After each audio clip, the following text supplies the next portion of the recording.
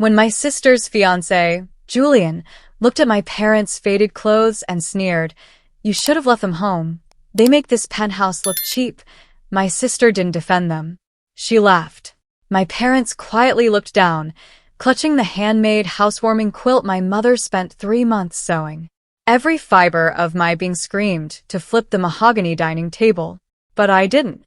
Julian had no idea that the luxury firm funding his high-rolling lifestyle, his corner office, and his inflated ego was owned by the quiet daughter sitting across from him. So, I took a sip of wine and waited for his toast. The floor-to-ceiling glass of the penthouse overlooked the city skyline, reflecting a room filled with polished Italian marble, designer suits, and champagne flutes that cost more than my dad's first truck.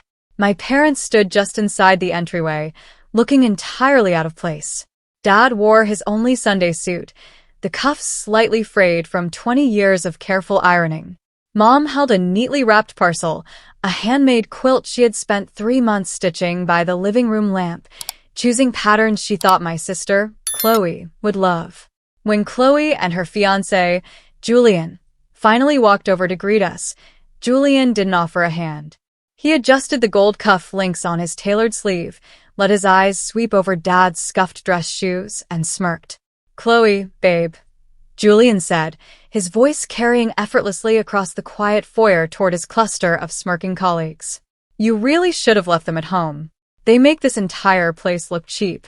I thought we agreed on a dress code. I braced myself for Chloe to snap back, to remind him who raised her. Instead, she let out a delicate, breathless laugh. "I know, right?" she giggled, tossing her hair and looking at Julian's friends for approval. I told them to update their wardrobe, but old habits die hard. Mom's hands tightened around the quilt, her knuckles turning white as she quietly lowered her head. Dad offered a painful, apologetic smile, murmuring an apology for being underdressed. My blood turned to pure ice. Every instinct urged me to throw my glass to the floor and tear their smug arrogance to pieces right there. But I held back. Making a scene was for amateurs. Julian didn't know who I really was. So I smiled faintly, took a slow breath, and decided to wait. Seeing my mother shrink into herself cut deeper than Julian's cheap insult ever could. My parents didn't come from money. They came from 60-hour work weeks. For 30 years, Dad worked as a machinist, his hands permanently lined with motor grease, while Mom managed a small dry cleaning shop on her feet until her knees gave out. Every dime they saved didn't go to luxury cars or designer labels. It went to us.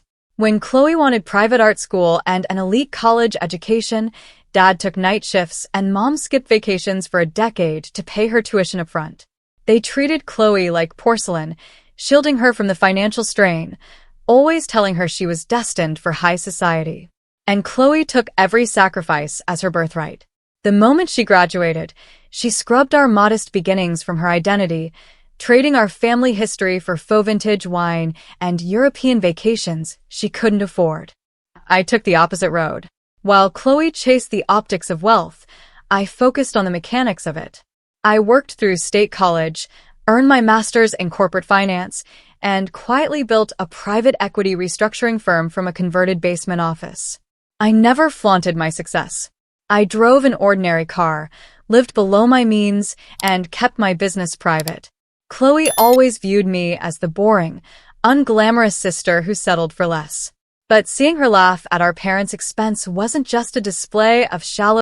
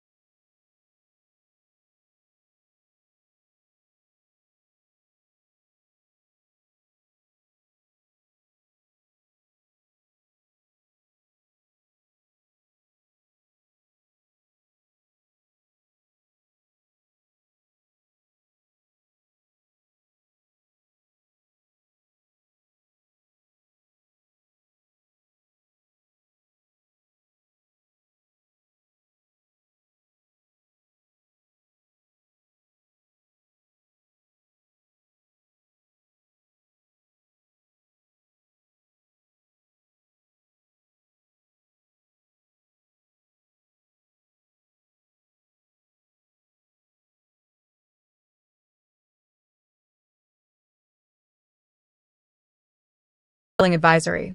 I hear your parent firm, Apex Capital, has been tightening internal compliance audits across all subsidiaries this quarter. Must be challenging keeping up with their oversight. Julian blinked, caught off guard for a fraction of a second. Then a smug, dismissive grin spread across his face. Apex is just an investment vehicle, little sister, he chuckled condescendingly. They provide the cash, I run the show. The suits at the top wouldn't know how to run my operation if they tried. Chloe laughed softly, shaking her head. Don't bore Julian with business questions, Maya. You wouldn't understand how high-level corporate financing works anyway. I maintained my faint, polite smile. Of course, I said quietly. My mistake. Dessert was served, but Julian had no intention of letting the spotlight fade. He stood up, picked up a silver dessert spoon, and tapped his crystal champagne flute 3 times. The sharp chimes echoed through the dining room, cutting through the chatter and drawing every set of eyes toward the head of the table. Friends, esteemed colleagues, and honored guests, Julian began, his voice deep and theatrical as he raised his glass. He flashed a practiced, dazzling smile, basking in the room's complete attention. Tonight is about more than just celebrating a new home. It's about recognizing what separates true success from mediocre existence. It's about surrounding ourselves with class, building wealth, and learning the discipline to cut away the dead weight in our lives. He paused, his eyes deliberately sweeping past the sleek corporate guests before landing squarely on my parents at the foot of the table with a cold, condescending smirk. To only keeping what elevates us, and leaving the relics of the past behind. A few of his sycophantic friends laughed and raised their glasses. Chloe beamed at him, raising hers as well, totally oblivious to the venom dripping from his words. My mother looked down at the table, her eyes glassy, with unshed tears. Before anyone could drink, I pushed my chair back and stood up. The scrape of my chair on the hardwood made the table go quiet. I picked up my wine glass and looked straight into Julian's eyes. That was a fascinating toast, Julian, I said, my voice steady, loud, and crystal clear. Especially coming from someone whose entire executive salary depends on the very people he considers beneath him. Before everyone drinks to your future, we need to have a serious talk about your employment. Julian's smile froze, turning into a scoff. Maya, sit down before you embarrass yourself, he chuckled, waving a hand dismissively. You don't know what you're talking about. Actually, Julian, I know every transaction in your portfolio, I replied, taking my phone from my pocket and placing it on the table. You told everyone Apex Capital is just an investment vehicle, but you forgot that Apex holds 80% of Sterling Advisory. And as the founder and managing director of Apex, I signed off on your forensic audit yesterday afternoon. The room plunged into dead silence. Julian's smug confidence vanished, his jaw clenching as his face drained of color. What kind of pathetic joke is this? Chloe snapped, standing up to glare at me. Maya, stop ruining our night. You work in accounting you don't own. I own the controlling interest, Chloe, I interrupted, my tone ice cold and measured. And as of 4 o'clock today, the board reviewed Julian's financial discrepancies. The $380,000 rerouted through Shell Consulting invoices. The $40,000 of company funds used for the lease deposit on this penthouse. And the falsified quarterly retainers used to mask your division's 50% revenue drop. A murmur of horror rippled across the table. Julian's colleagues exchanged panic looks. 2 of his vice presidents quietly set their champagne flutes down, eyes fixed on the floor. Julian's hands were visibly shaking now. Maya, look, that's an internal operational misunderstanding. We can discuss this on Monday in private. There won't be a Monday for you at Sterling, I stated clearly, projecting my voice across the silent penthouse. Your emergency termination was signed 2 hours ago. Apex's legal team has already frozen the corporate accounts and filed a formal referral with state prosecutors for financial fraud. Chloe's arrogance shattered into hysterical disbelief. She rushed around the table, grabbing my arm. Maya, please. He's my fiancé. You can't do this to us. Talk to your board. Fix this. We'll lose everything. I looked at my sister's desperate, tearful face, then glanced at our parents, who sat quietly, watching the illusion fall apart. You laughed when he called Mom and Dad cheap, I said softly, stepping back from her grasp. You chose his lie over your family. Now you get to live with the consequences. The penthouse emptied in minutes. Guests made hurried excuses, leaving half-eaten dinners and untouched champagne behind, desperate to distance themselves from a disgraced executive facing a criminal investigation. Julian slumped onto the leather sofa, his head in his hands, staring blankly at the polished marble floor. The sports car in the garage, the tailored suits, the leased penthouse, all of it was slipping through his fingers. Chloe was pacing hysterically, crying and screaming at him for hiding the fraud, then turning to beg me once more. But her words fell on deaf ears. She hadn't cared about cruelty when she thought she was on top. She only cared now because the floor had vanished beneath her feet. I walked to the far end of the table, helped my mother put her coat on, and picked up the handmade quilt she had brought. Dad stood up, his shoulders straight and tall, the quiet dignity that carried him through 30 years of hard labor shining through far brighter than any borrowed penthouse ever could. Come on, I said gently, linking my arms through theirs. Let's go home. I know a great Italian place downtown, and dinner's on me.